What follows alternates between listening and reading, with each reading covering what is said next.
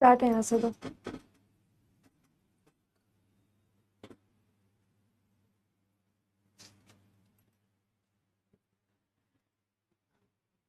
ये मेरे को क्यों आ रहा है ये?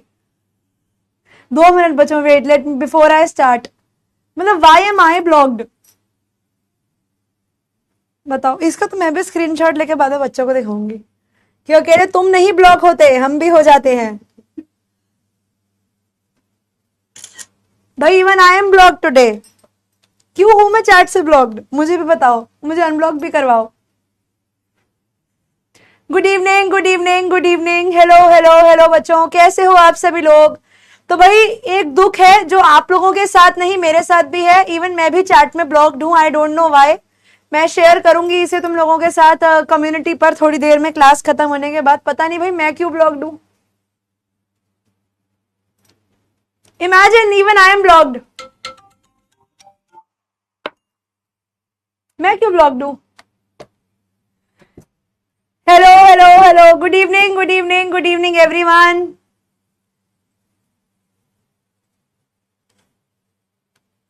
कैसे हैं आप सभी बच्चे? Good evening, good evening, good evening. चलिए भाई, हमें भी वार्निंग है, you are blocked for 24 hours. If you use any prohibited words you will be blocked forever. वाह भाई, मजा आ जाएगा ना। मैं भी हमेशा हमेशा के लिए ब्लॉक हो जाऊंगी तो पढ़ाऊंगी कैसे? चलो, आवाज आ रही है आप सब बच्चों को मेरी? चलिए भाई, good evening, good evening, good evening. अरे मुझे पता नहीं मैं कैसे बच्ची बन गई यार। चलो कोई नहीं। नहीं एक्चुअली पता नहीं यार क्या हुआ ये। मैं अच्छी हूँ छवि, आई एम बढ़िया, आई एम बढ़िया। आप बताओ।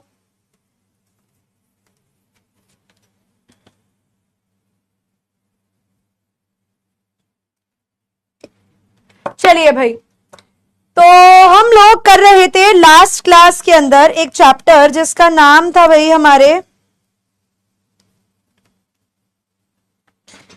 हम लोग कर रहे थे बेटा लास्ट क्लास में चैप्टर जिसका नाम था journey to the end of the earth. मुझे दिख ही नहीं दी आधी चैट।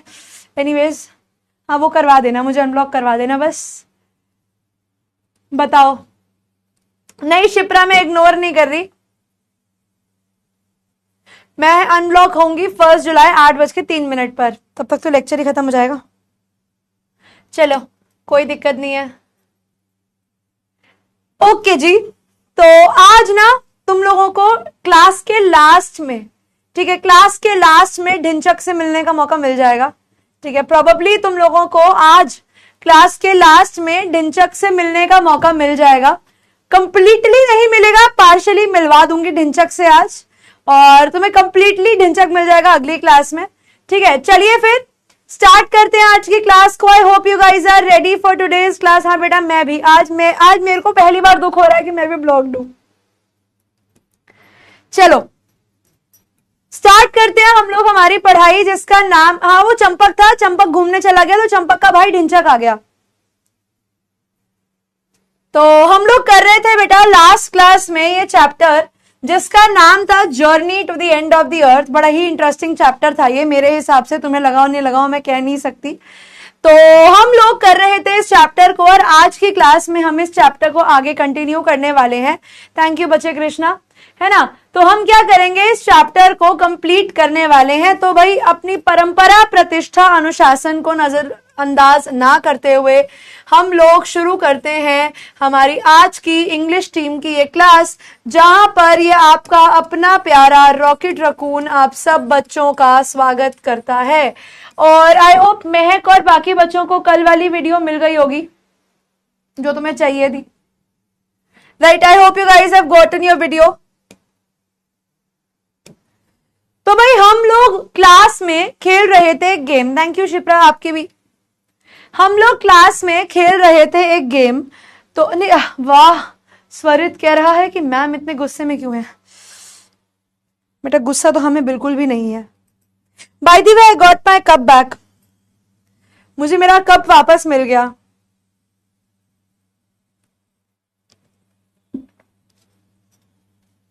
चलो तो हम क्या करते हैं, हम लोगों ने 1 2 3 कंप्लीट कर लिया था। आज हम करेंगे 5 6 7 8। रात को जाएंगे इंडिया गेट, है ना। तो अब हम क्या करेंगे भाई, हम लोग करने वाले हैं, थैंक यू सो मच, हम लोग करने वाले हैं पहले 5, फिर करेंगे 6, फिर करेंगे 7, फिर करेंगे 8। चलो भाई स्टार्ट करते हैं आज की क्लास का गेम।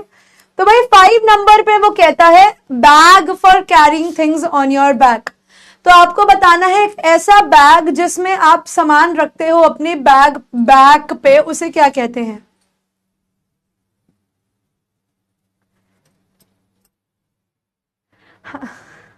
ऐसे ही शिप्रा मन करा बोलने का, अच्छी ही होगी। तो आंसर है बेटा backpack, backpack, backpack, not bag pack, backpack, कमर पे रखने वाला बैग, पैक, बैग, क्या बोल गई मैं भी।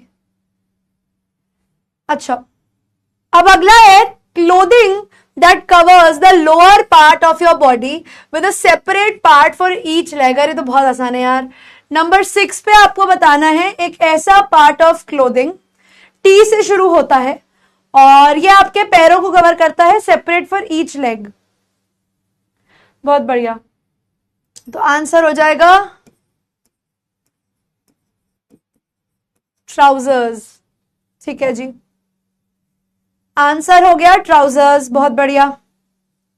Moving on to the next, अगला देखते हैं 7 number, flat hat that has curved part in the front, a flat hat that has a curved part in the front. Number 7 के लिए कितना स्पेस है हमारे पास?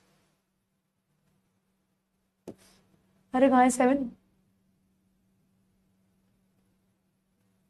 अरे मुझे 7 क्यों नहीं दिख रहा? We don't have 7 क्या? Flat hat that has a curved part in front. अरे भाई 7वां नंबर है कहां? 7 नंबर ही है ना ये? हाँ, अरे 7 कहां है? ये रहा, ये रहा, ये रहा, ये रहा। आंसर है कैप। 8 पे आ जाओ यहां पर। अच्छा, शर्ट फॉर विमेन भी बताना है और a piece of clothing without buttons that you wear on the upper half of your body.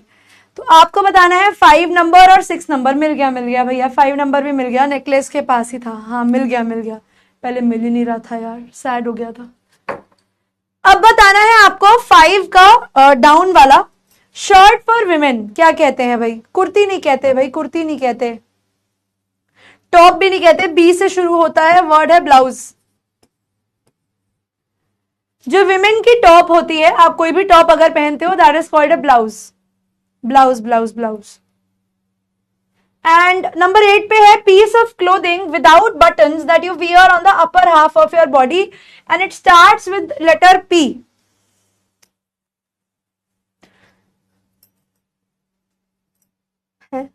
Piece of clothing without buttons that you wear on the upper half of your body and the word starts with P। क्या होगा भैया? मेरे को तो समझ में नहीं आ रहा।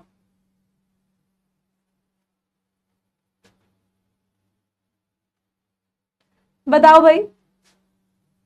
पोलो नहीं है, ये रहा यार, ये रहा।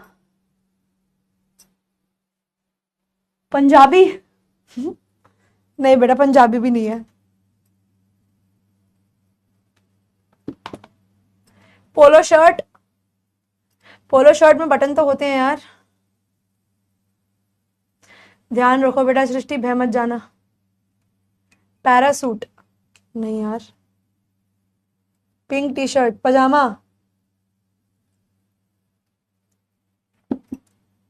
पजामा अपर हाफ पे नहीं पहनते यार। ओए अपर हाफ पे पहनना है, तुम पजामा ऊपर पहन के घूमते हो क्या? चलो एक काम करना है, इसको ढूंढ के रखना, ये मुझे भी याद नहीं आ रहा भाई। है piece of clothing without buttons that you wear on the upper half of your body. तुम क्या पजामा ऊपर पहन के घूमते हो? Pullover, very good Anurag, it is pullover. Pullover jackets, बढ़िया जी बढ़िया, वधिया जी वधिया। चलो, हम लोगों ने लास्ट क्लास में ये चैप्टर स्टार्ट किया था और हमने इस चैप्टर में यहां तक स्टोरी कंप्लीट कर ली थी कि ये जो जगह है हमारी एंटार्क्टिका, पेटीकोट, तुम लोग यही करो। मजा आ गया, मजा आ गया, वेरी गुड बेटा, वेरी गुड, बहुत बढ़िया, बहुत बढ़िया बच्चे, थैंक गॉड महक लिंक मिल गया फाइनली। चलो स्टार्ट करते हैं भाई। हम लोगों ने लास्ट क्लास तक टॉपिक कंप्लीट किया था, जहां पर हम लोगों ने बात करी थी भाई, कहां तक, किस बारे में हम लोगों ने बात करी थी कि जो हमारी सिविलाइजेशन है, नहीं भाई, हमने बात करी थी कि हमारा जो अंटार्कटिका है वो है सदर्न हेमिस्फीयर में, it is the last point on earth, और एक पूरा ग्रुप ऑफ लोग जो है बेटा वो अंटार्कटिका ट्रैवल करके जाते हैं, जिसमें तिशानी दोषी जो हमारी स्टोरी की राइटर हैं वो भी वहां पे जाती हैं, और कुछ बच्चों के साथ वो जाती हैं। अभी हम आगे देखेंगे कि वो किन बच्चों के साथ जाती हैं और वहां पर क्या होता है। हम लोगों ने ये देखा था कि अंटार्कटिका एक ऐसी जगह है, अगर बेटा वो डिस्ट्रॉय हो जाती है, if that place gets destroyed, तो वो हम लोगों के लिए बहुत ज्यादा प्रॉब्लमैटिक हो सकता है। हम लोगों ने लास्ट क्लास में ये पढ़ा था कि ह्यूमन जो हैं वो बहुत लेट आए थे जियोलॉजिकल हिस्ट्री में। अब एक बच्चे ने सवाल पूछा था कि मैम, मतलब लास्ट में था एक सवाल, मैं इसका आंसर नहीं दे पाई थी, जियोलॉजिकल, एक बच्चे का बड़ा अच्छा सवाल था कि मैम जियोलॉजिकल और ज्योग्राफिकल में क्या फर्क होता है। तो भैया ज्योग्राफिकल जो होता है ना वो फिजिकल फीचर्स से रिलेट करता है, जो आपके धरती के ऊपर वाले जो फीचर्स है, फॉर एग्जांपल आपके माउंटेन्स हो गए, आपके रिवर्स हो गए, आप लोगों के प्लेन्स हो गए, आपके प्लेट्यूज हो गए, इनके बारे में जो डिस्कशन होती है, आपका क्लाइमेट हो गया, जो वेदर हो गया, all these things come under geographical features. Now if I talk about this place called geological, तो जियोलॉजिकल जो होता है ना बेटा वो अर्थ के इनसाइड्स की बात होती है, ठीक है। तो वो अर्थ के इनसाइड्स की बात आप कर रहे होते हो, टेक्टोनिक प्लेट्स के बारे में आप बात कर रहे होते हो, अर्थ के मैंटल के बारे में बात कर रहे होते हो, उसके कोर के बारे में बात कर रहे होते हो, उसके कॉर्डिलेरन फोल्ड्स के बारे में बात कर रहे होते हो। तो जब आप बात करते हो जियोलॉजिकल हिस्ट्री की, तो वो अर्थ के इनसाइड्स है भैया, धरती अंदर से कैसी है, that is geology. When you study the physical features, that is geographical features, ठीक है। जियोलॉजिस्ट जो है वो इंटीरियर ऑफ द अर्थ को समझते हैं, वाइल ज्योग्राफिस्ट जो होते हैं वो एक्सटीरियर को समझते हैं। तो हम लोगों ने कहानी करी थी यहां तक कि जो हमारे ह्यूमंस हैं, जब से ह्यूमंस धरती पर आए हैं तब से the prognosis has not been good, कि जो इंसान आए हैं उनको धरती पर आए हुए बहुत ही कम टाइम हुआ है, और जितने टाइम पर वो धरती पर आए हैं उन्होंने ऐसी तबाही मचाई है कोई कहने की हद नहीं। तो यहां पर वो यही बताते हैं कि ह्यूमन सिविलाइजेशंस जो है, इंसान को इस पूरी 650 मिलियन ईयर ओल्ड पुरानी धरती के ऊपर आए हुए एक पाल्ट्री, एक बहुत कम समय हुआ है, बहुत ही स्मॉल टाइम इन्हें हुआ है, that is what, just 12,000 years. अब आप कहेंगे मैम 12,000 ईयर्स का मतलब है कि हमारी 120 पीढ़ियां इस धरती से आकर चली गई, is that time so small? क्या 12,000 एक्चुअली कम, बहुत छोटा टाइम है? तो यस बेटा, 12,000 is actually a very very small time as compare to the entire earth. तो अगर मैं आपको पूरे धरती के क्लॉक के हिसाब से समझाऊं, for which I do have an image also, अगर मैं आपको अर्थ की जियोलॉजिकल हिस्ट्री के हिसाब से समझाऊं तो एक जियोलॉजिकल क्लॉक है ये। आप ये मानो कि अगर धरती की फॉर्मेशन 0 पे हुई थी, तो धरती पे इंसानों की एंट्री 1158 पे हुई है। मतलब आप ये देखिए कि धरती को बने हुए जितना पूरा टाइम होने वाला है, उससे जस्ट पहले ही यहां पर अभी ह्यूमंस सिचुएशन में आए हैं। मतलब ह्यूमंस को अभी धरती के ऊपर आए हुए ज्यादा समय हुआ भी नहीं है। मतलब आप देखिए कि इतनी बड़ी जियोलॉजिकल क्लॉक में इंसान, अगर मानती हूं मैं 12 बजे पूरा टाइम पूरा हो जाएगा, तो 1158 पे ह्यूमंस आए हैं। This shows that how late humans have come on the earth. और जितने में वो आए हैं बेचारों ने, बेचारे तो नहीं, इतने अजीब लोग हैं कि सब कुछ ही तहस नहस करके रख दिया है। Barely a few seconds on the geological clock। अब मैंने वही बात दिखाई आपको जियोलॉजिकल क्लॉक की, अगर 00 पर अर्थ की फॉर्मेशन हुई है तो समवेयर अराउंड 1158 पर इंसानों की एंट्री हुई है, और वो आकर बोल रहे हैं कि क्यों स्वागत नहीं करोगे हमारा, तुम्हारी धरती बिगाड़ने आए हैं हम। Barely a few seconds on the geological clock। अगर हम कंपेयर करें अर्थ को बने हुए कितना टाइम हो गया है, तो उसमें ह्यूमंस को आए हुए कोई ज्यादा समय नहीं हुआ। In that short amount of time, we have managed to create quite a ruckus। तो हम लोगों ने आते ही एकदम ही हैवॉक क्रिएट कर दिया है, हम लोगों ने आते ही एकदम ही प्रॉब्लम्स क्रिएट कर दी हैं। एचिंग आर डोमिनेंस, आते ही बिल्कुल धरती के मालिक बन गए हैं कि भैया तुम कौन, हम यहाँ के राजा हैं, ठीक है। अपना कंट्रोल एस्टैब्लिश कर लिया है धरती के ऊपर of over nature with our villages, towns, cities and mega cities. Mega cities for example Delhi, Mumbai, आप लोगों के कोलकाता, बिग सिटीज को मेगा सिटीज कहा जाता है। तो इंसान जब से आए हैं बेटा, उन्होंने बिल्कुल ही धरती को खराब कर कर रख दिया है। एंड इमेजिन कीजिए कि जो चीजें नदर्न हेमिस्फीयर में हो रही हैं, जो ग्लोबल वार्मिंग नदर्न हेमिस्फीयर में हो रही है, उसका डायरेक्ट असर आपको सदर्न हेमिस्फीयर में अंटार्कटिका में पिघलती हुई बर्फ को देखकर देखने को मिल रहा है। जो रैपिड इंक्रीज है बेटा ह्यूमन पॉपुलेशन में, अब आप इमेजिन कीजिए, आप लोगों ने अभी पीछे भी वो गेम शो देखा होगा, तो 21st सेंचुरी में बेटा हमारे धरती की पॉपुलेशन कितनी थी? 6 बिलियन। धरती की पॉपुलेशन कितनी थी? 6 बिलियन। अभी इनिशियली था, और आप अभी चेक करोगे ना, we are almost at 7.8, somewhere around 7.8। आप वाह अच्छा ठीक है बच्चे मानसी। अब आप इमेजिन करो कि 21st सेंचुरी की स्टार्टिंग में यू आर एट 6 बिलियन, समय कुछ ज्यादा हुआ नहीं है, and you are already cross 7.8। You've already crossed 7.8, मतलब भाई जनसंख्या विस्फोट हो रहा है बिल्कुल ही, मतलब जितनी तो न्यूक्लियर बॉम्ब की रेडिएशन फैलती होगी, शायद उससे ज्यादा तो बच्चे फैल गए हैं दुनिया में। मतलब that is the level of population that we have. और India is, I think at this point of time, India is the most populated country in the world. We have almost reached, we are actually, बोलने की भी क्या शर्म ही करें इस बात में, India is the most populated country in the world, and that is not something to be proud of। ये कुछ बिल्कुल ही कतई कुछ खुश होने वाली बात नहीं है कि आप कंट्री जो हो आप खुश हो। लेकिन अभी बेटा ऑफिशियल रिकॉर्ड में it is still somewhere around 7.8। अभी आपको पता है कि 8 क्रॉस कर चुका है, 8 बिलियन क्रॉस कर चुका है, बट ऑफिशियल रिकॉर्ड्स में अभी भी 7.8 से ऊपर नहीं गए हम लोग, है ना। Has left us battling with other species for limited resources. अब हम लोग क्या कर रहे हैं? अब हम लोग जंगल काट रहे हैं। Now we are cutting down the forest, और हम लोग फॉरेस्ट को काट कर क्या कर रहे हैं? वहां पर घर बना रहे हैं, वहां पर कॉन्क्रीट फॉरेस्ट बना रहे हैं। एंड एक समय ऐसा आएगा कि जितने जानवर हैं उन बेचारों के पास तो रहने की कोई जगह बनेगी ही नहीं, हम इंसान जो है सारी जगह ले लेंगे। And the unmitigated burning of fossil fuels, भैया रुक ही नहीं रहे हैं, फॉसिल फ्यूल्स जलाए जा रहे हैं, बिल्कुल नॉन स्टॉप फॉसिल फ्यूल्स जल रहे हैं। आप लोगों के पेट्रोल जल रहा है भैया, आप लोगों के कोल को आप यूज कर रहे हो, जिसकी वजह से क्या हुआ है? एक blanket of carbon dioxide CO2 बेटा बन चुका है आपके एटमॉस्फेयर के वजह के ऊपर। एंड हो क्या रहा है? जो आपके एटमॉस्फेयर के ऊपर एक पूरी लेयर ऑफ कार्बन डाइऑक्साइड बन गई है, वो कार्बन डाइऑक्साइड काम कर रही है बेटा एक ग्रीन हाउस का। आप लोगों ने ग्रीन हाउस नहीं देखा तो अब समझ लो हो क्या रहा है। ये तुम्हारी धरती है, ठीक है, दिस इज योर अर्थ, बिल्कुल अच्छा, ये तुम्हारा अर्थ है।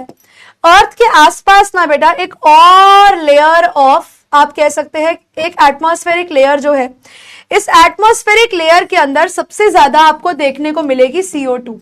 CO2 का काम क्या होता है बेटा? CO2 का काम होता है हीट को ट्रैप करना, और यही सेम काम आपके ग्रीन हाउस में यूज किया जाता है। होता क्या है, जब यहां से आपके सन की रोशनी धरती की तरफ पड़ती है और धरती पर पहुंचती है, तो वो धरती से बाहर नहीं जा पाती। वो धरती पर आ तो गई, लेकिन वो धरती पर बाहर नहीं जा पाती, वो धरती के बीच में और उसके एटमॉस्फेयर में ट्रैप हो जाती है। होता क्या है, जब ये आप लोगों की रोशनी ट्रैप हो जाएगी तो इनिशियली आपका जो टेम्परेचर है ना वो इंक्रीज कर जाएगा, ठीक है। जो आपका टेम्परेचर है वो इंक्रीज कर जाएगा, भले ही वो टेम्परेचर का इंक्रीज बहुत ही स्लो हो, बहुत ही ग्रेजुअल हो, लेकिन वो टेम्परेचर में इंक्रीज आएगा। जैसे इस साल, जैसे लास्ट ईयर बेसिकली हुआ क्या था, हम लोग डायरेक्टली 52 डिग्री सेल्सियस दिल्ली में टच कर गए थे। इस बार हम लोगों ने फील्स लाइक 52 टच किया है। क्योंकि वो क्यों हुआ है? वो इसीलिए हुआ है क्योंकि बेटा इतनी कार्बन डाइऑक्साइड इकट्ठी हो चुकी है कि हमारी जो हवा है वो बाहर नहीं जा पा रही। इट्स ओके बच्चे Vijay, I know this chapter is like this.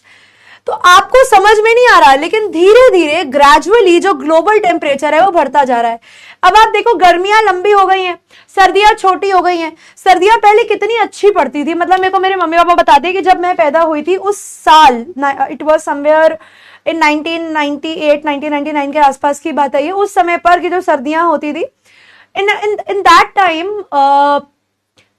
मेरे पापा ने या मम्मा ने बताया था कि जिस साल मैं पैदा हुई थी उस साल 1 महीना सूरज ही नहीं निकला। मतलब ऐसा नहीं कि दिन नहीं हुआ, बट इतनी ज्यादा झड़ रहती थी मौसम में, मतलब इतना ज्यादा क्लाउडी रहता था मौसम की, धूप ही नहीं थी, बहुत कम धूप थी, और वो इतनी ज्यादा ठंड हो गई थी उस साल की बात ही नहीं कर सकते। और अब दिसंबर में ऐसा होता है कि मतलब हम लोग ऐसे वो 3/4 स्लीव कपड़े पहन के घूम रहे होते हैं कि भैया ठीक है ना, क्या ही फर्क पड़ता है। तो इवेंचुअली जो है बेटा टेम्परेचर बढ़ा है, और ये चीज हमें समझ में नहीं आती, but this has actually happened, है ना। हाँ जान लो एज यार 26, क्या कर लोगे तुम लोग। Climate change is one of the most hotly contested environmental debates of our time. तो वो कहते हैं कि हमारे यहाँ पर जो हमारी क्लाइमेट चेंज है, कि भैया दुनिया का जो क्लाइमेट है वो बदल रहा है, ये दुनिया का one of the most hotly contested topic है, कि भैया क्लाइमेट चेंज हो रहा है, क्लाइमेट को बचाना है, क्लाइमेट को ठीक करना है, हमें सब कुछ बचाना है, क्योंकि हम लोग खुद ही इन्हें खराब कर रहे हैं। पॉपुलेशन इंक्रीज इसका एक बहुत बड़ा कारण है। Will the west Antarctic sheet melt entirely? तो वो कहते हैं कि जो आपकी वेस्ट साइड में अंटार्कटिक शीट है, क्या वो पूरे तरीके से मेल्ट हो जाएगी? और अगर वो मेल्ट हो जाएगी, if that place actually melts, अगर वो, ये तुम्हारे हिस्ट्री से 38 के नहीं है, आई know this, he is not 38।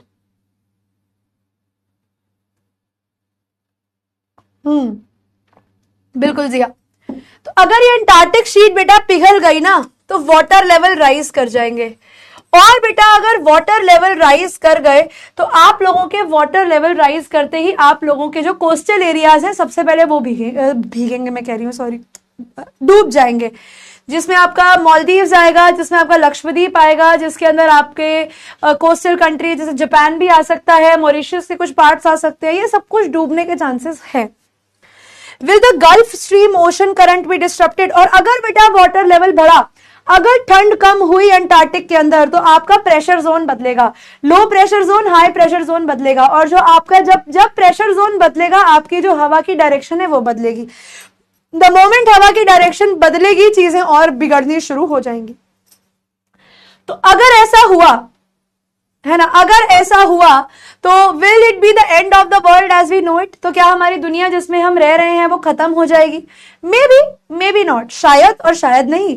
Either way, अगर आपको दुनिया बचानी है या अगर आपको दुनिया खत्म करनी है, तो दोनों केसेस में अंटार्कटिका एक बहुत ही क्रूशियल एलिमेंट है, एक बहुत ही इंपॉर्टेंट एलिमेंट है। अच्छा, मैं कल आप लोगों का कम्युनिटी देख रही थी, तो कम्युनिटी में काजल, आई थिंक पीर और 1-2 बच्चे कह रहे थे कि ये चैप्टर क्या किसी को समझ आ रहा है, तो पीर कहता कि मुझे तो बिल्कुल भी नहीं आ रहा। तो बेटा पीर वसीत, मैं तुम्हें कह रही हूं, अगर तुम्हें डाउट है तो बेटा प्लीज पूछ लो, क्योंकि तुम लीडर बोर्ड में तो होते हो, which is a very good thing, but तुम कह रहे हो कि तुम्हें चैप्टर समझ में नहीं आ रहा है, तो प्लीज पूछ लो in case if you have any doubt. And Kajal, the same thing goes for you. और एक और बच्चा था भाई, डाउट पूछ लेना अगर डाउट्स आ रहे हैं तो, ठीक है।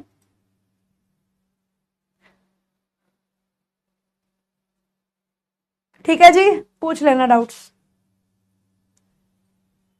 अब वो कहते हैं Antarctica is a crucial element in this debate, not just because it is the only place in the world which has never sustained a human population and therefore remains relatively pristine in this respect, but more importantly because it holds in its ice cores 500,000 year old carbon records trapped in its layers of ice। तो कहते हैं कि भैया Antarctica इस debate में 2 चीजों की वजह से बहुत ज्यादा जरूरी है।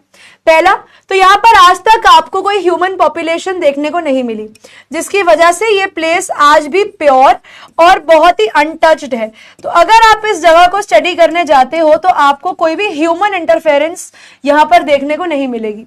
उस रिस्पेक्ट में ये जगह जरूरी है। सेकेंडली ये जगह जरूरी इसीलिए है, ये जगह इंपॉर्टेंट इसीलिए है क्योंकि यहां पर आपको 500,000 ईयर ओल्ड, ठीक है, क्या देखने को मिलेंगे? आइस कोर्स देखने को मिलेंगे। यहां पर आपको इनकी आइस की लेयर्स के बीच में ओल्ड कार्बन रिकॉर्ड्स देखने को मिलेंगे, जिनको हम अगर कार्बन डेटिंग से पढ़ें तो हम लोग हमारी एवोल्यूशन के बारे में, हमारे वर्ल्ड की एवोल्यूशन के बारे में बहुत कुछ जान सकते हैं। If you want to study and examine the Earth's past, present and future, Antarctica is the place to go. Past कैसे पढ़ोगे आप? इसके कार्बन रिकॉर्ड से। प्रेजेंट आप कैसे देखोगे? इसके हालात से। और फ्यूचर के बारे में आप कैसे एस्टिमेट लगाओगे? वो भी आप इसकी प्रेजेंट कंडीशन से कि भैया ये जगह पिघल रही है। That is why it is important to save this place. A Students on Ice program I was working with on the Shokalski aims to do exactly this by taking high school students to the end of the world. तो तिशानी बताती हैं कि हमारा एक programme था जिसका नाम है स्टूडेंट्स ऑन आइस प्रोग्राम, और ये स्टूडेंट्स ऑन आइस प्रोग्राम के तहत ही मैं गई थी यहाँ पर शोकल्स्की में बैठकर अंटार्कटिका तक. और वो कहती है ये प्रोग्राम जिस पे मैं काम कर रही थी, इस प्रोग्राम का काम एक्चुअली यही था. इस प्रोग्राम का काम था टू क्रिएट अवेयरनेस. इस प्रोग्राम का काम था कि बच्चों को अंटार्कटिका लेकर जाया जाए ताकि बच्चे खुद से एक्सपीरियंस करें, ताकि बच्चे खुद से देखें कि किस तरीके की दुनिया जो है वो एग्जिस्ट करती है. What all humans are doing, because घर में बैठकर ब्लैबर करना about global warming, about increasing temperatures, about increasing water levels, about killing animals is very easy. But जाकर चीजों को देखना, जाकर चीजों को समझना is a complete different thing.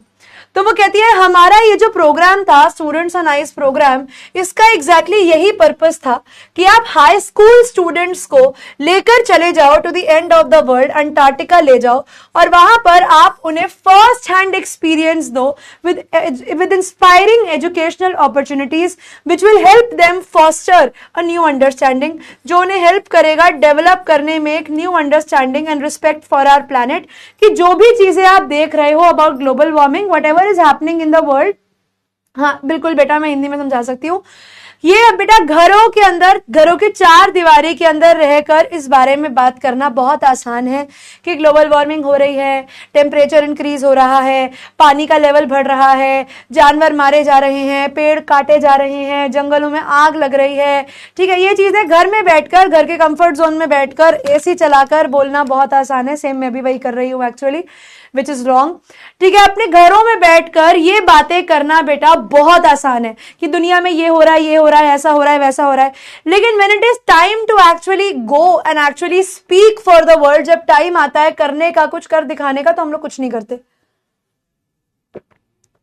तो दिशानी कहती है इस प्रोग्राम का ये जो मेन ऑब्जेक्टिव है ये यही है कि आप स्कूल के बच्चों को, जो एक्चुअली आपके न्यू पॉलिसी मेकर्स बनेंगे, वही लोग जो आगे जाकर पूरी दुनिया को संभालेंगे, जो आपके वर्ल्ड का फ्यूचर हैं, अगर आप उन्हीं को यहाँ पर ले जाते हो, अगर आप उन्हें ऐसी एजुकेशनल ट्रिप्स ऑफर करते हो जहां पर वो चीजों को अपनी आंखों से खुद देखेंगे, जहां पर वो चीजों को खुद समझेंगे, तब शायद उन्हें समझ में आएगा कि this is the world and मुझे चीजों को कैसे करना है.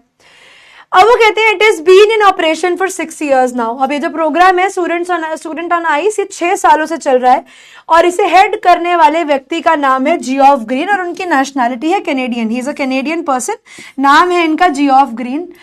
इनका काम ही बेटा लोगों को अलग अलग एक्सपीडिशंस पे लेकर जाना था. जैसे आप लोगों ने ओशन गेट का नाम सुना होगा. लास्ट टू लास्ट ईयर एक सबमर्सिबल थी, है ना. चलते हैं बेटा, हम भी होके आते हैं यहाँ पर अंटार्कटिका तक होकर आएंगे हम भी. आप लोगों ने नाम सुना होगा बेटा ओशन गेट का, सबने सुना होगा. ओशन गेट नाम की बेटा अभी पीछे एक कंपनी है. ओशन गेट ने कुछ समय पहले एक टाइटैनिक के लिए एक सबमर्सिबल बनाई थी जिसका मेन काम था अमीर लोगों को लेकर जाना to the wreckage of the Titanic. अभी जो वही सबमर्सिबल जो अभी इम्प्लोड हो गई थी, याद होगा आप लोगों को, जिसमें कुछ बड़े अमीर लोग जो थे उनकी मौत हो गई थी. हत्या तो नहीं बोलूंगी, उनकी मौत हो गई थी, याद होगा. तो जैसे ओशन गेट कंपनी का काम है लोगों को लेकर जाना और ऐसी चीजों के रेकेजेस को दिखाना, बिल्कुल वैसे ही यहाँ पर भी जो जियोफ ग्रीन थे, इनका काम ही यही था कि सेलिब्रिटीज को, रिटायर्ड लोगों को, रिच क्यूरियोसिटी सीकर्स को अंटार्कटिका तक लेकर जाना. ठीक है, और वहां पे इनको घुमाना. लेकिन जियोफ ग्रीन को रियलाइज हुआ कि ये लोग जब हमें पूरी जर्नी कंप्लीट कर लेते हैं, ये लोग हमें क्या करते हैं, ये लोग हमें जब पैसा, व्हेन दे पे अस, they only pay us in money. ये लोग हमें क्या करते हैं, ये लोग हमें सिर्फ पैसा देते हैं. They only provide us with the money. इनको वहां पर लेके जाने का कोई एक्स्ट्रा बेनिफिट हमें देखने को नहीं मिलता. There is no benefit of taking such people on such a journey because they come back and they are like, wow, हम तो होकर आए थे, हमें बहुत मजा आया, that's it. है ना. वो कहते हैं ऐसे लोग जो हैं वो लोग they go because they have curiosity in their brains. ठीक है, वो लोग नेचर के लिए कुछ कर नहीं सकते, वो लोग कोई चेंज नहीं लेकर आ सकते। तो वो कहते हैं चेंज लाने के लिए कौन है? चेंज लाने के लिए हमारे पास बच्चे हैं, हमारे पास हमारे फ्यूचर के टॉर्च बियरर्स हैं। With students on ice he offers the future generation, the policy makers, a life changing experience at an age when they are ready to absorb, when they are ready to understand. जब वो लोग जाएंगे, चीजों को देखेंगे, जब उन चीजों को समझेंगे तो उन चीजों पर शायद रिएक्ट भी करेंगे। They will learn and most importantly they will act on it. हाँ, आज ये चैप्टर कंप्लीट हो जाएगा। इसीलिए हमारे जो राइटर थे वो इन लोगों को यहां पर लेके जाना चाहते थे जो उन्हें लगता था कि चेंज सोसाइटी में ला सकते हैं। The reason the program has been so successful because it is impossible to go anywhere near the South Pole and not be affected by it। तो वो कहते हैं कि रीजन ये प्रोग्राम इतना सक्सेसफुल है वो इसीलिए है कि आप साउथ पोल जाओ और साउथ पोल जाकर आपको साउथ पोल से असर ना हो, फर्क ना पड़े, ऐसा हो नहीं सकता। It is easy to blaze about polar ice caps melting while sitting in the comfort zone of a respective longitude and latitude। तो वही वो कह रहे हैं कि बहुत आसान होता है घरों के अंदर बैठना और इस चीज को बोलना कि भैया आइस कैप्स पिघल रही हैं, ग्लोबल वार्मिंग हो रही है, पानी बढ़ रहा है। अपने घरों के कंफर्ट जोन में बैठकर ब्लाबर करना बहुत आसान है। But when you visibly see glaciers retreating, जब आप देखते हो कि ग्लेशियर्स जो हैं आप लोगों के वो मेल्ट कर रहे हैं, टपक टपक पानी गिर रहा है उनमें से, आइस शेल्व्स कोलैप्स कर रहे हैं, वो फॉल कर रहे हैं, तब जब आप चीजों को फर्स्ट हैंडेडली देखते हो, it is then that you begin to realise कि जो थ्रेट है बेटा ग्लोबल वार्मिंग का वो बिल्कुल रियल है। जो चीजें अंटार्कटिका में हो रही हैं वो बिल्कुल रियल है, और जो अंटार्कटिका में हो रहा है उसका डायरेक्ट असर आप लोगों को पूरी ह्यूमन पॉपुलेशन पे देखने को मिलेगा। Antarctica, because of its simple ecosystem and lack of biodiversity, is the perfect place to study how little changes in the environment can have big repercussions। तो वो कहते हैं अंटार्कटिका एक ऐसी जगह है क्योंकि यहाँ का इकोसिस्टम बहुत सिंपल है, यहाँ कोई प्लांट नहीं है, कोई एनिमल नहीं है, बहुत लिमिटेड ऑर्गेनिजम्स यहाँ रहते हैं, यहाँ बायोडाइवर्सिटी नहीं है, यहाँ पर अलग अलग टाइप के एनिमल्स एंड प्लांट्स आपको देखने को नहीं मिलेंगे।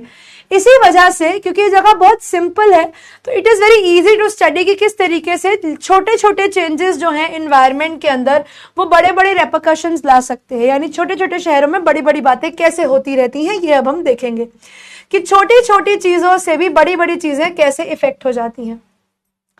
यहां पर वो हमें एग्जाम्पल देती हैं फाइटोप्लैंक्टन का। ये एग्जाम्पल बहुत जरूरी है, एक बच्चा पूछ भी रहा था तो याद रखना।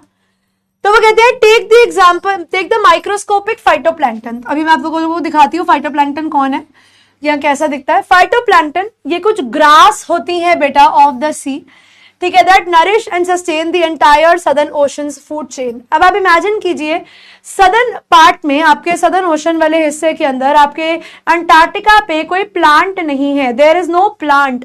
No plant means no chlorophyll, no chlorophyll means no what is that called, photosynthesis. No photosynthesis means no oxygen, है ना। तो वहां पर कैसे जो प्लांट्स एंड एनिमल्स हैं, जो भी आपके पेंगुइन्स हैं, जो आपकी सील्स हैं, ये सारे कैसे सस्टेन कर रहे हैं, how are they sustaining at that point of at that place is very important to know. ये फाइटोप्लैंक्टन जो है ना बेटा, ये सिंगल सेल्ड प्लांट्स हैं जो सन की एनर्जी को यूज करते हैं to assimilate carbon and synthesise organic compounds in the wondrous and most important of the process called photosynthesis.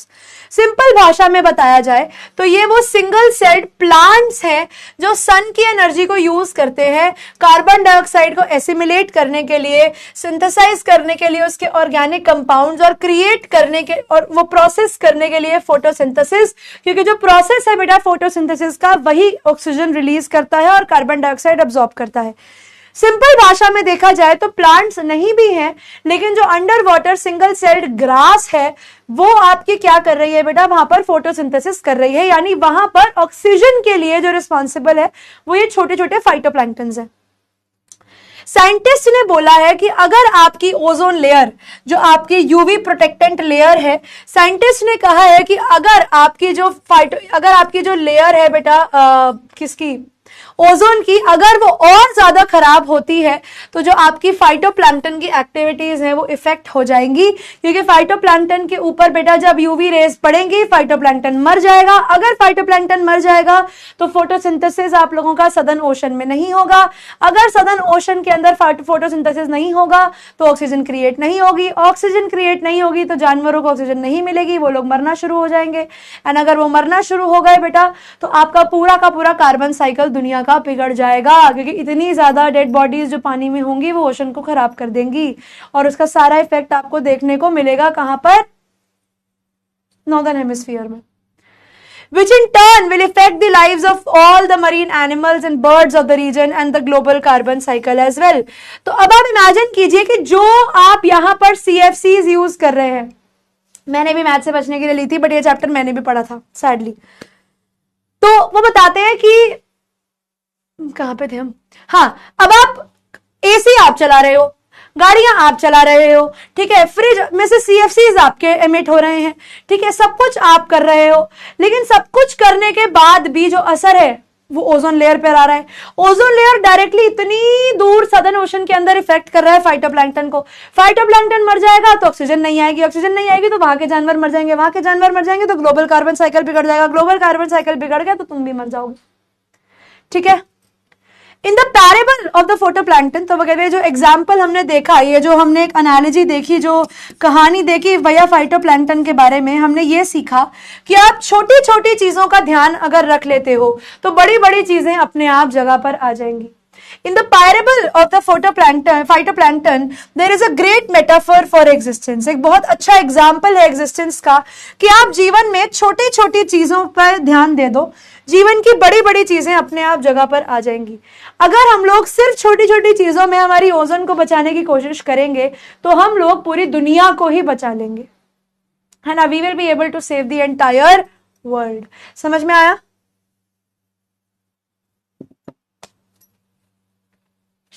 Clear है यहां तक चैप्टर सब बच्चों को? ये फाइटोप्लैंक्टन वाला एग्जांपल इंपॉर्टेंट है भाई। 3 पेज और है, बस हो जाएगा।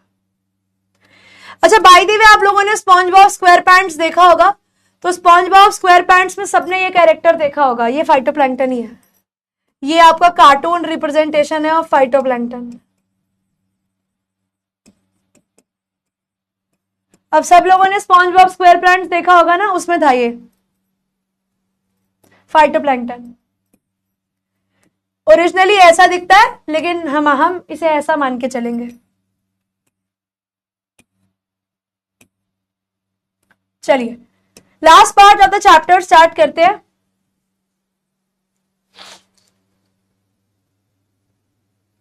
अंडरस्टैंडेबल है सृष्टि, जहां अटक जाओ बेटा पूछ लेना। नहीं देखा कोई नहीं, ये कैरेक्टर सबने देखा होगा शायद, मेरे को लगता है मैंने तो देखा है भाई। नहीं देखा कोई नहीं, कोई नहीं, तुम लोग समझ गए ना, वैसे ही मान लो। चलो, वॉक ऑन द ओशन। तो Antarctic experience was full of such epiphanies. तो यहाँ पर हमारी जो तुषानवी को नीस जंग पता नहीं क्यों याद आती है इस चैप्टर को पढ़ाते हुए, तो यहाँ पर हमारी जो तिशानी दोषी हैं वो कहती हैं कि भाई जो मेरा अंटार्कटिक एक्सपीरियंस है ना, वो ऐसे ही कुछ अच्छे खासे एग्जाम्पल्स से, ऐसे ही कुछ एनालॉजीज से भरा हुआ था जहां पर मैं चीजों को समझ रही थी।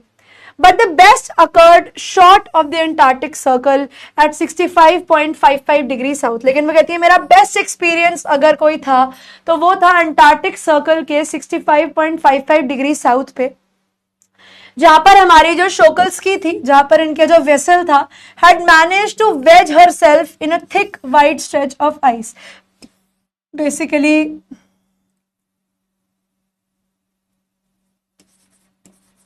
एडजस्ट, जहां पर बेसिकली हुआ क्या, इनका शोकल्स्की जो था, यहां पर एक आइस है और यहां पर एक आइस है, और यहां पर बेटा इनके बीच में इन लोगों ने अपनी जो बोट है वो डाल दी थी। ऐसे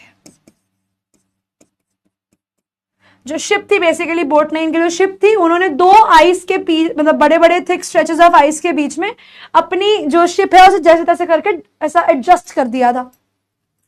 between the peninsula and the tadpole island, ये उन दोनों बर्फ के पीसेस का नाम था। Which was preventing us from going any further. And क्योंकि यह बर्फ जो थी इनके आगे, इनके मतलब ऐसे आप कह सकते हैं ज्वाइन हो रही थी, तो इसीलिए ये लोग और ज्यादा आगे नहीं जा सकते थे। तो कैप्टन ने डिसाइड किया कि भैया हम लोग हमारी जर्नी यहीं से वापस जाएंगे। Decided that we were going to turn around and head back to the north, but before we did, लेकिन इससे पहले कि वो लोग अपनी रिटर्न जर्नी शुरू करें, we were all instructed to climb down the gangplank and walk on the ocean. तो हमें बोला गया कि आपका जो बेसिकली गैंग प्लैंक ये होता है, आपके जो शिप से उतरने के लिए आप जो एक बेस यूज करते हैं, तो उन्हें बोला गया कि आप उतरिए, ठीक है, और जाइए और एक बार इस बर्फ के पीस पर जाकर वॉक करके आइए। So basically they were set to walk on the ocean, कि आप उतरो, हमारे शिप से उतरो, पानी के ऊपर चलो, इस तरीके से when you come back we'll walk on the ocean and then we'll go back, यहां से हम वापस चले जाएंगे।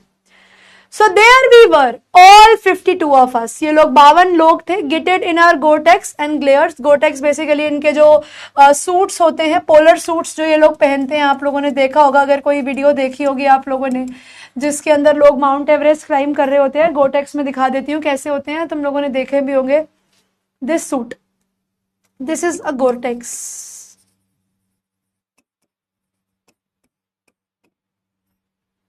और यही है इनके ग्लेयर्स, ये इनके ग्लेयर्स, ये इनके चश्मे। तो लोगों को बोला गया कि आप अपने गोटेक्स सूट्स पहन लीजिए और आप लोग अपने ग्लेयर्स पहन लीजिए और उसके बाद आप लोग जाएं और ओशन पर वॉक कर सकते हैं। So everybody, all 52 people on the ship got down, वो सब लोग उतरते हैं। स्टार्क वाइटनेस के ऊपर, बेसिकली उस पीस ऑफ आइस के ऊपर वो लोग वॉक करते हैं, that seem to spread out forever. मतलब इनकी जितनी दूर तक नजर पड़ रही थी, they were all able to see ice only. ये चैप्टर थोड़ा सा अजीब है, बट इसमें से क्वेश्चन बड़े आसान आते हैं। Underneath our feet was a metre thick ice pack. वो कहते हैं हमारे पैर के नीचे थी 1 मीटर मोटी आइस, एंड उस आइस के नीचे थी बेटा 180 metres of living breathing salt water. और उस बर्फ के नीचे कुछ नहीं था, कोई लैंड नहीं था, उस बर्फ के नीचे थी बेटा क्या, उसके नीचे था पानी। पानी जिसके अंदर अलग अलग जानवर, जिसमें अलग अलग मछलियां और जानवर रहते थे। इन द पेरिफेरी, वो कहते हैं हमारे कॉर्नर के अंदर ही हम लोगों को एक क्रैब ईटर सील दिखी। मैं अभी इसकी भी आप लोगों को इमेज दिखाती हूँ। They were stretching and sunning themselves on ice floors much like stray dogs will do under the shade of banyan tree. तो वो कहते हैं दूर ही हमें कुछ सील्स दिखती हैं, कुछ क्रैब ईटर सील्स देखने को मिलती हैं, जो वहां पर आराम से बैठकर ऐसे सन बाथ ले रही हैं, बिल्कुल ऐसे। और वो कहते हैं कि ये सील जो है ये काफी ज्यादा सिमिलर लग रहे थे हमारे डॉग्स जैसे। जैसे हमारे नदन हेमिस्फीयर में एक डॉग जो होता है वो जाकर अपने पेड़ के नीचे बैठकर ऐसे जाकर अपना आराम फरमाता है, बिल्कुल वैसे ही बेटा यहाँ पर भी आपका जो सील मच जो आपके यहाँ पे वो सील्स होते हैं, वो जाकर आराम से अपना बैठे हुए हैं, and they are relaxing on their own. तो यहाँ पर वो बताती हैं कि बिल्कुल ऐसा लग रहा था जैसे मैं हमारे नॉर्थ पोल वाले, नॉर्दर्न हेमिस्फीयर वाले डॉग को देख रही हूँ, क्योंकि शक्ल भी इनकी बहुत मिलती जुलती है। They come from approximately I believe the same species और सम सेम, इनके एनिमल किंगडम का कुछ सेम ही होगा ये, because you can see the similarity between both of them, है ना। चंपक भी इसी को ही बना देते हैं। तो कहती है मैं यहाँ पर ये क्रैब ईटर सील्स को देख पा रही थी, जो बिल्कुल ही ऐसे ऐसे फैल के बैठे हुए थे। They were taking the sun bath just like you know the dogs do under the shade of banyan tree. अब वो कहती है it was nothing short of a revelation. Basically उन्हें एक चीज की रियलाइजेशन होती है, एवरीथिंग डज इंडीड कनेक्ट। उन्हें ये चीज समझ में आती है कि दुनिया में सब कुछ कनेक्टेड है, हर चीज आइडेंटिकल है। इट इज जस्ट दैट कि आपके पास वो नजरिया होना चाहिए। You should know how you can connect things, you should know how you can see how things are identical. ठीक है।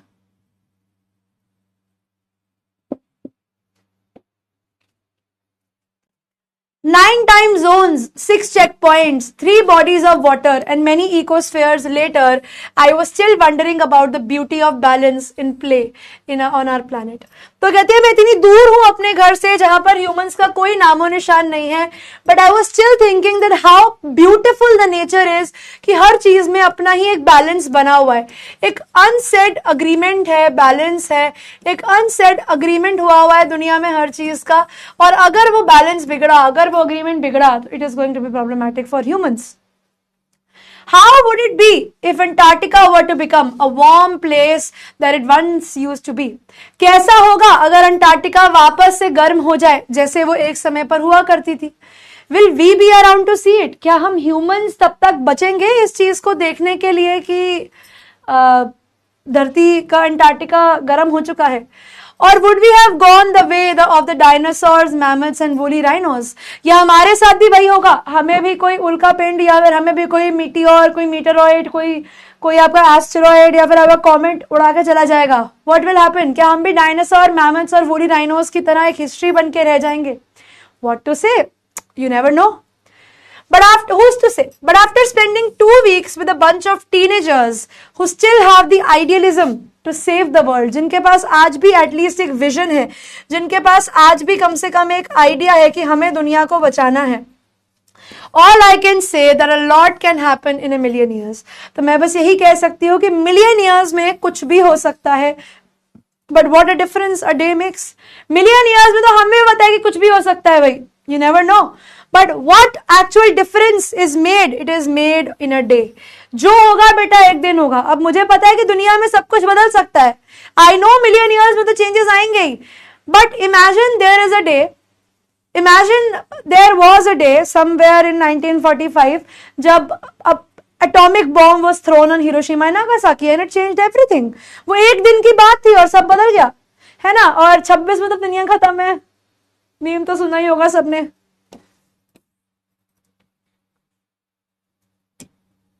याद है ना सबको वो मीम? और 26 में तो दुनिया ही खत्म है भाई. So at the end of the session, this is one last image which I wish to show you guys that save what's left of our planet. So basically these are all the buildings and this is just the green part left. और ये बिल्कुल ऐसा लग रहा है जैसे एक monster is eating our earth away. So काफी कम टाइम रह गया भैया दुनिया को बचाने का. बचा लो भाई. चलो कुछ पोल्स करते हैं फिर आपके डाउट्स देखेंगे. Why was the program Student on Ice a great success? आपके पास ऑप्शन है because of its arrangements, good travel facilities, good food arrangement, या because of the life-changing exposure to the youngsters. You guys do the question. I will be coming back from the loo in just a minute.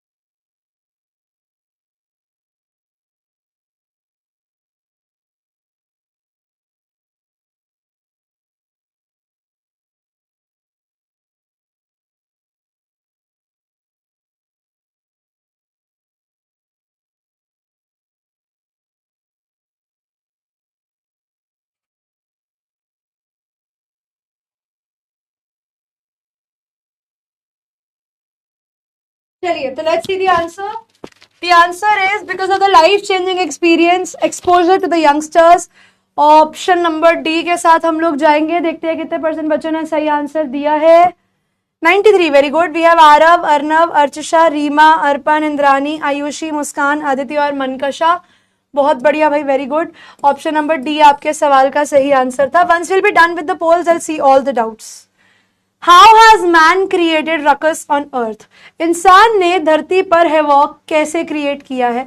By traveling, by encroaching the earth, by visiting Iceland या none of the above. हम लोगों ने कैसे धरती का हाल खराब किया है?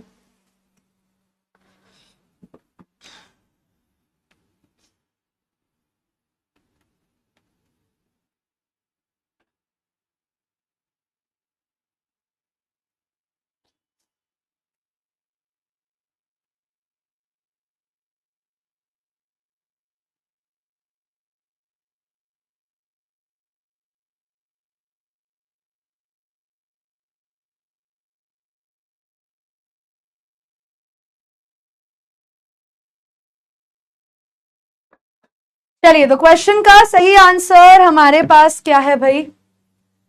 हमारे पास है बाय एनक्रोचिंग द अर्थ, धरती को बिल्कुल अपनी विरासत मान लेना और उसको मिसयूज करना। 87% बच्चे अनुराग, आरव, मनकशा, अर्चिशा, प्रकुल, प्रफुल्ल, मोहिनी, अपराजिता, आयुषी और इंद्रानी। बहुत बढ़िया। अगला सवाल देखते हैं।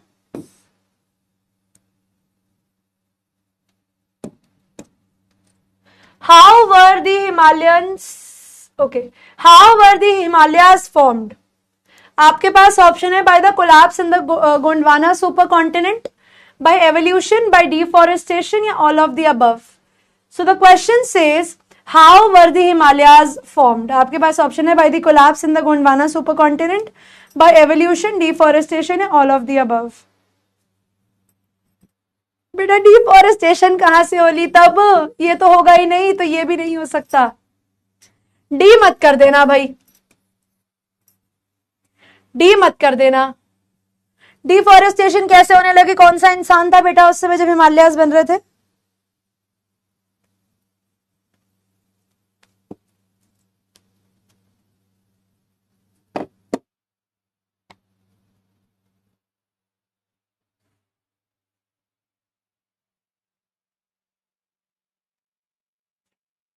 तो क्वेश्चन का सही आंसर है by the collapse in the Gondwana super continent. Option number A के साथ हम लोग जाएंगे। Let's see how many of you have given the correct answer. 84। सो अनुराग, प्रकुल, आरव, अर्नव, सुदीप्ता, अर्चिशा, अनीता, वेदांत, मोहिनी और हिमांशु। बहुत अच्छे। ऑप्शन नंबर ए आपके सवाल का सही आंसर था।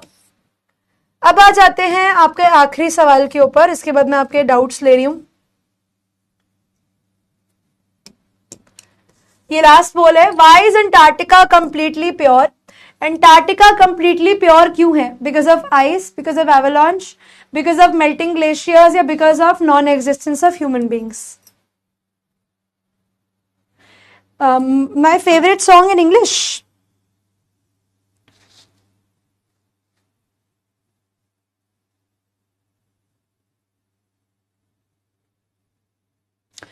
there's a song by Passengers called Let Her Go.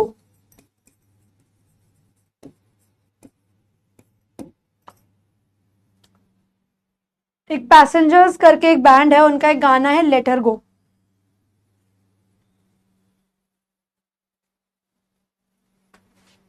बहुत अच्छा गाना है।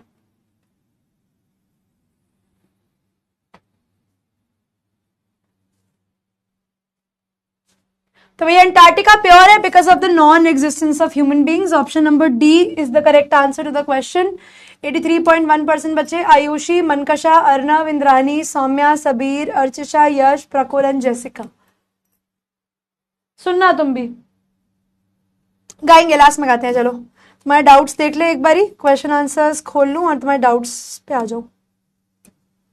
एक बार डाउट्स देख लेते हैं तुम लोगों के। मैम 8th आई थी पर आपने मेरा नाम ही नहीं लिया। जो नेम्स आपके पास आते हैं वो अलग होते हैं। पता नहीं बेटा पवन।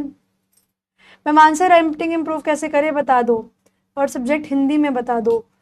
बेटा देखो आंसर राइटिंग इंप्रूव करने के लिए ना आईसीसी की टेक्निक यूज करो। सबसे पहले क्वेश्चन की इंट्रोडक्शन, फिर अपना मेन पॉइंट और उसके बाद last answer, conclusion. Sorry, Antarctica is not floating on this. It is a solid continent with land mass.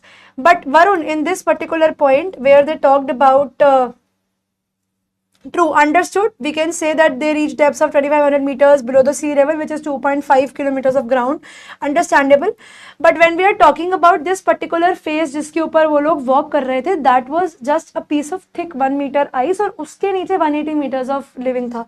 अब बिल्कुल I know super this is a continent because Gondwana land कहीं तो exist करेगा। हेड बैक टू नॉर्थ मतलब वापस अपने घर की तरफ जाना। अभी तो वो लोग साउथ में थे ना। नोटिस में इशूइंग अथॉरिटी का नाम ना हो तो क्या लिखना? को जैसे कोई स्पोर्ट्स कैप्टन लिख रहा है तो क्या लिखेंगे? इशूइंग अथॉरिटी का नाम ना लिखा हो तो बेटा मान लो कोई स्पोर्ट्स कैप्टन लिख रहा हो तो स्पोर्ट्स कैप्टन लिख दो। जो आपको लगता है कि उसके लिए पर्टिकुलर परफेक्ट अथॉरिटी है आप उसको लिख सकते हो। आई गॉट 95 बेटा। Epiphanies, examples, experiences. मैम हमारे बोर्ड्स एलियंस देंगे? नहीं तुम ही दोगे बेटा। अभी ये भी होगा बच्चे side by side. Assimilate carbon, absorb carbon. Curiosity Sikar, जो सिर्फ घूमने के लिए जा रहे हैं, जिनके मन में जिज्ञासा है चीजों को जानने की। Ma'am where is app and grammar lecture please. बेटा ग्रामर लेक्चर अभी डायरेक्टली ऐप में नहीं है, ये यूट्यूब पर शेड्यूल होगा इवेंचुअली, जब होगा तो आपको पता लग जाएगा कहाँ पर कौन से चैनल पे होगा। लास्ट पैराग्राफ के लाइन 1 to 3 एक्सप्लेन कर देना है। अच्छा वो लास्ट पैराग्राफ की 1 to 3 बेटा वो एक्चुअली कुछ नहीं है, बेसिकली उसमें वो एग्जाम्पल यही बनाने की कोशिश कर रही हैं, वो यही पूछ रही हैं कि दुनिया में what if things happen again, what if Antarctica becomes warm again, तो क्या ह्यूमंस होंगे उस चीज को देखने के लिए या नहीं होंगे। But at the end of the day what it tells us is कि अभी हमारे पास एटलीस्ट कुछ फ्यूचर के लिए कुछ होप है, बिकॉज अभी हमारे पास वो बच्चे हैं जो चीजों को चेंज कर सकते हैं, जो चीजों के लिए कुछ कर सकते हैं, and they are the future policy makers, they are the torch bearers of the future and they will bring the change. Loo बेटा, लू मतलब washroom, that day we will not be here, exactly absolutely Ritesh कह सकते हैं, ये अगले दिखाऊंगी अगले class में। क्रैब ईटर बेटा, क्रैब ईटर उसका नाम है, क्रैब को खाने वाली सील्स, क्रैब ईटर सील्स उसका नाम है। शोकल्स्की का मीनिंग कुछ नहीं है बेटा, शोकल्स्की उस शिप के नाम को दिया गया है। एंटार्क्टिक सर्कल बेटा आपका south pole is Antarctic circle, बिल्कुल जो आपका सदर्न मोस्ट पॉइंट है ना that is Antarctic circle. Chapter थोड़ा सा है ऐसा, आई अंडरस्टैंड।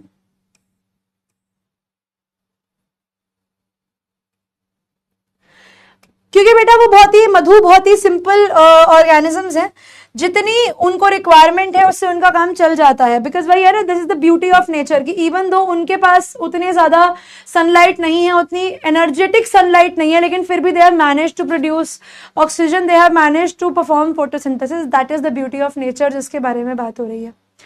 सवाल देखते हैं, what science point to a bright future for humanity. बेटा अगर global warming does not stop, humanity will soon be expelled from the planet, तो हमें हटा दिया जाएगा, इंसान अपने खात्मे का कारण खुद बनेगा।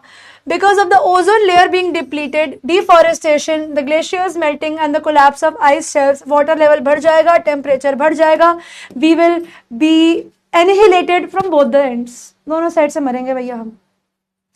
Academic Shokalsky was heading towards Antarctica. Why? तो भैया under the direction of Canadian person, this name, the name of the man was Geoff Green. एक रशियन शिप Academic Shokalsky जो थी वो अंटार्कटिका की तरफ बढ़ रही थी with a crew of 52 people to investigate and explore human history and give the future policy makers a glimpse of reality, ताकि वहां पर जाकर उनको दुनिया की सच्चाई का तो कम से कम पता लगे। ठीक है, क्लियर भाई। काजल और पीर तुम लोगों को चैप्टर क्लियर है ना भाई। After reaching the Gondwana, reaching Gondwana, यहां पर कंफ्यूज मत होना। अब आप कहेंगे मैम गोंडवाना तो पहले एग्जिस्ट करता था अब तो नहीं है, so how have they reached Gondwana. तो यहाँ पर बेटा गोंडवाना का मतलब अंटार्कटिका से है, क्योंकि अभी भी आज तक अगर हम लोग बात करें तो जो सबसे पुराना पार्ट ऑफ गोंडवाना लैंड अगर कहीं एग्जिस्ट करता है तो वो अंटार्कटिका में करता है। What were the students reaction? They were incredibly excited as they were in an isolated part of the world which does not even seem real. उन्हें लगता है कि भैया कहाँ आ गए। With no human habitation, जहाँ कोई इंसान नहीं है, एक serene environment है, एक बहुत ही calm, बहुत ही पीसफुल एनवायरमेंट है, कोई शोर नहीं है, कोई आवाज नहीं है। It was a place devoid of vegetation, यहाँ पर आपको कोई प्लांट्स, कोई पेड़ नहीं देखने को मिलेंगे, कोई साइंस एंड स्ट्रक्चर्स, कोई बोर्ड्स, कुछ देखने को नहीं मिलेगा, कोई वायर्स देखने को नहीं मिलेंगे। Why am I asking him? Because yesterday on the community he was saying कि मुझे चैप्टर समझ में नहीं आया, so actually I want to ask him कि भाई अब आ गया समझ। चलो एक ये सवाल देखो, Gondwana existed before 650 million years अगो, एक्सप्लेन। आज एंटार्क्टिका है लेकिन उस टाइम पे गोंडवाना एग्जिस्ट करता था। What do you mean by that? Class और 5 मिनट में खत्म हो रही है। About 650 मिलियन ईयर्स अगो एक giant amalgamated southern super continent exist करता था जिसका नाम था गोंडवाना। ठीक है, और ये प्रेजेंट डे अंटार्कटिका में इसका मेजर पार्ट है। जो कॉन्टिनेंट्स थे गोंडवाना के, दे वर क्रश्ड और separated from each other by the meteorites that fell to the earth. And ये बेटा हमारी एक एप्रीहेंशन है, ये हमारे पास कंफर्म नहीं, अभी हम यहाँ पर एप्रीहेंशन मान के चल रहे हैं, ये हमारी एक एक्सपेक्टेशन है कि ऐसा हुआ होगा। All the fragments of the Gondwana formed a new continent. As a result, there are now 7 continents of the world, including आपकी यूरेशियन प्लेट. ठीक है, एक आखिरी सवाल देखो, बहुत जरूरी सवाल है, वेरी इंपॉर्टेंट क्वेश्चन. सवाल है कि भाई what justifications does Geoff green give for bringing high school students along on the science students on ice expedition. भैया हमारे जो जियोफ ग्रीन है उन्होंने क्यों बोला कि मैं सिर्फ हाई स्कूल स्टूडेंट्स को लेकर आऊंगा? तो भाई जो कैनेडियन जियोफ ग्रीन है उन्होंने ये स्टूडेंट्स ऑन आइस प्रोग्राम को स्टार्ट किया था 6 साल पहले. This chapter was first written because high school kids जो है बेटा, they have a lot of observing and learning power. They still can understand, they can still change the world. जब उन्हें लगेगा कि हाँ चीजें खराब हो रही है और हमने ही रहना है आगे, तो हम अपनी दुनिया को इंप्रूव करेंगे. And most importantly they are the one who are going to act to do it. So it was necessary to include them in the most compelling educational opportunity कि भाई दुनिया बदल रही है, things are changing and you are the one to bring the change. That would make them aware of the destruction of our ecosystem, what the previous people have done, and अगर हम लोग अब नहीं रुके तो क्या होगा. And foster an understanding to save our planet, ताकि इन लोगों में भी एक समझदारी आए कि दुनिया को कैसे बचाना है. ठीक है, अब एक बार सब बच्चे मुझे बता दीजिए कि is the chapter clear to all of you? I hope nobody has any doubt ahead. और किसी को कोई डाउट तो नहीं है? आई नो प्रिंस, डाउट आप मुझे बता दो, I will be solving your doubts. लो भाई तुम्हारा डाउट देख लेते हैं, प्रिंस का क्या डाउट रह गया है. एकेडमिक शोकल्स की बेटा ये शिप का नाम है, जैसे टाइटैनिक था ना शिप का नाम, बिल्कुल वैसे. आइसोलेटेड पार्ट मतलब अलग पार्ट.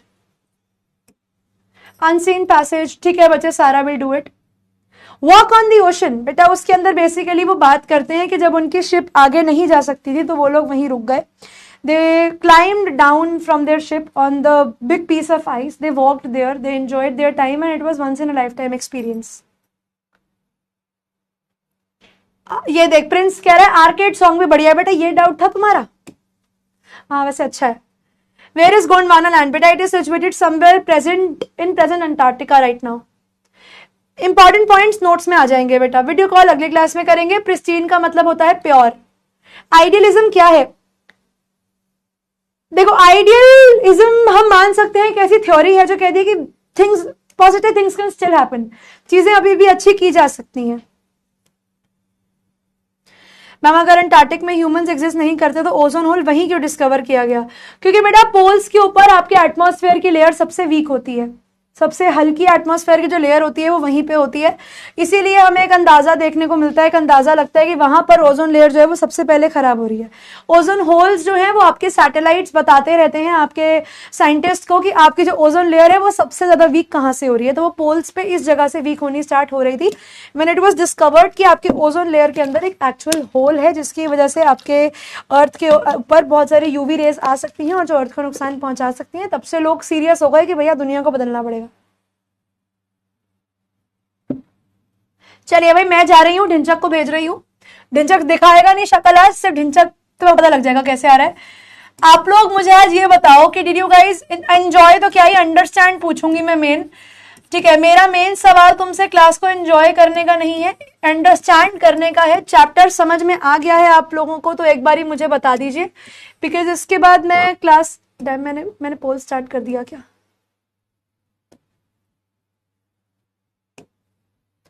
वोट टाइप कर रही हूँ स्टार्ट. ठीक है, अंडरस्टैंड बताना मुझे मेनली. ठीक है, और ढिंचक से मिलवाते हैं, क्लास खत्म करते हैं. वीडियो कॉल में ढिंचक से अगली बार मिलवाऊंगी तुम लोगों को.